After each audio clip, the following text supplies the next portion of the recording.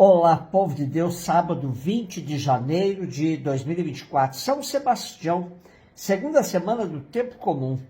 Nossa reflexão de hoje é a partir do segundo livro de Samuel, 1, de 1 a 4, 11 a 12, 19, 23, 27, e Marcos 3, de 20 a 21.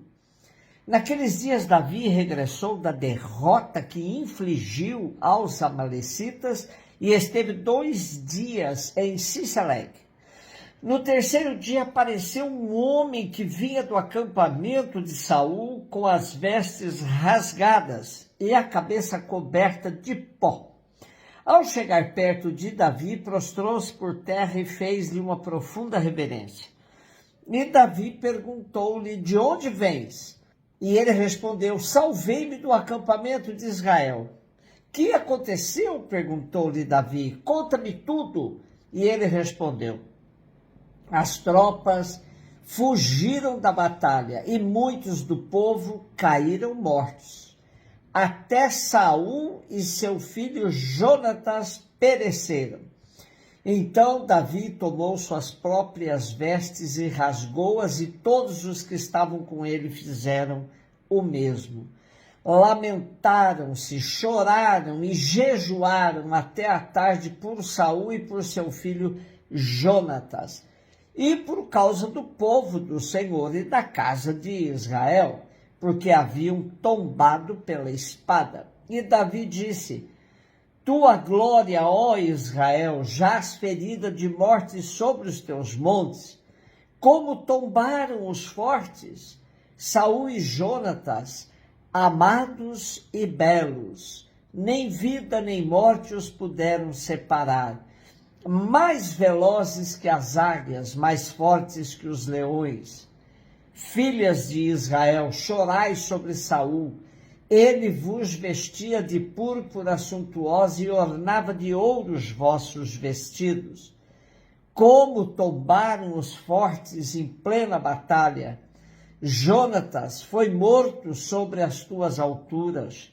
Choro por ti, meu irmão Jonatas.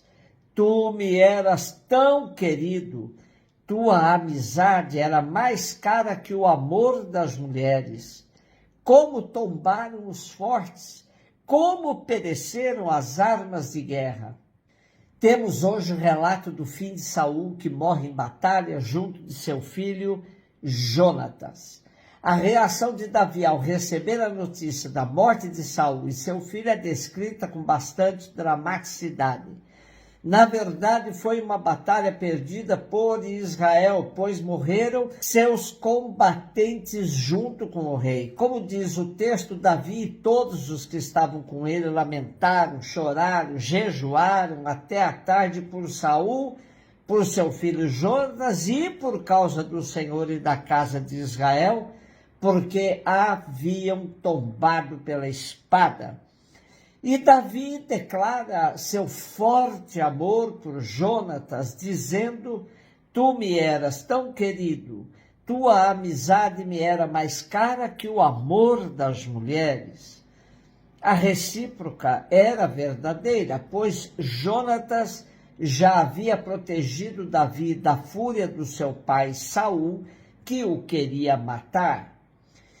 Essa é mais uma história popular que visa engrandecer Davi, mostrando-lhe como um homem de profundos e nobres sentimentos. Ele é descrito como alguém que é capaz de reconhecer a grandeza do adversário, o amor pelos amigos, mas com a certeza de que Deus ainda fará justiça ao povo de Israel, frente aos gigantes filisteus. Marcos 3, 20 e 21. Jesus voltou para casa com os discípulos e de novo se reuniu tanta gente que eles nem sequer podiam comer. Quando souberam disso, os parentes de Jesus saíram para agarrá-lo, porque diziam que estava fora de si. A prática de Jesus junto aos pobres e enfermos fazia crescer e muito sua fama. Inúmeras pessoas iam atrás dele buscando cura e conforto. O pequeno sumário de Marcos que lemos hoje serve para ilustrar muito bem uma sociedade toda enferma. Eram multidões que viviam padecendo todo tipo de doenças e carências. De fato, os evangelhos revelam que Jesus vivia numa sociedade tóxica e excludente. Era esse pano de fundo que fazia a presença e a atividade de Jesus adquirirem notável ressonância. Mas essa ressonância não leva necessariamente à fé.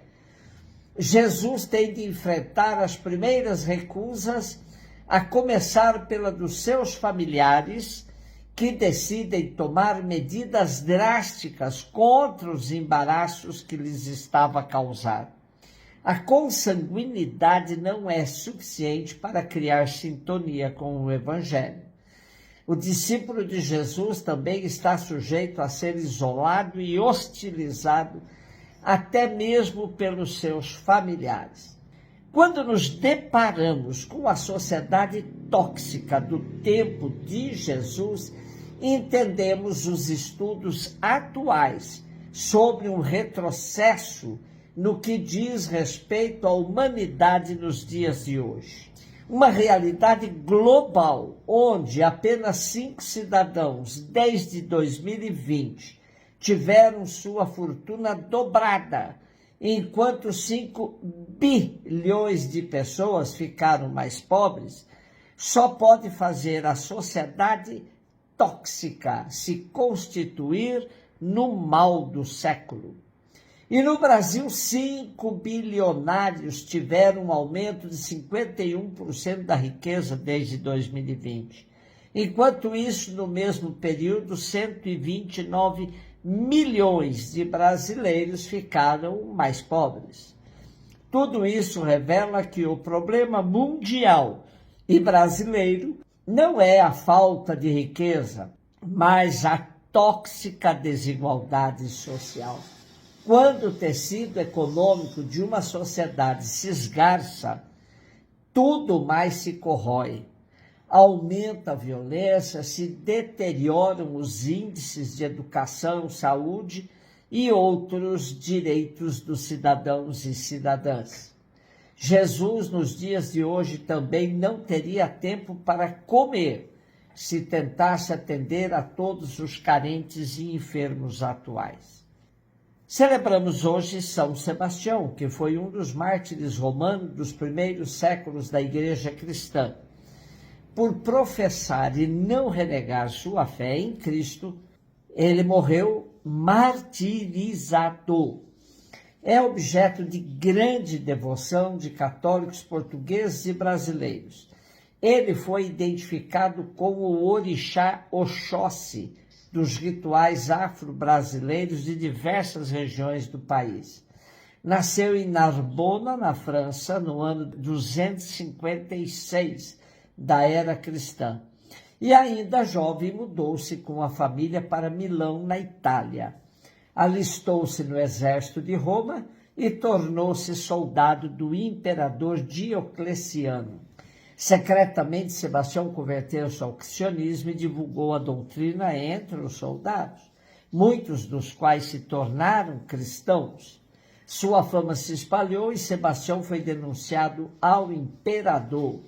Este tentou fazer com que Sebastião renunciasse ao cristianismo, mas, diante do imperador, Sebastião não renegou a sua fé e foi condenado à morte.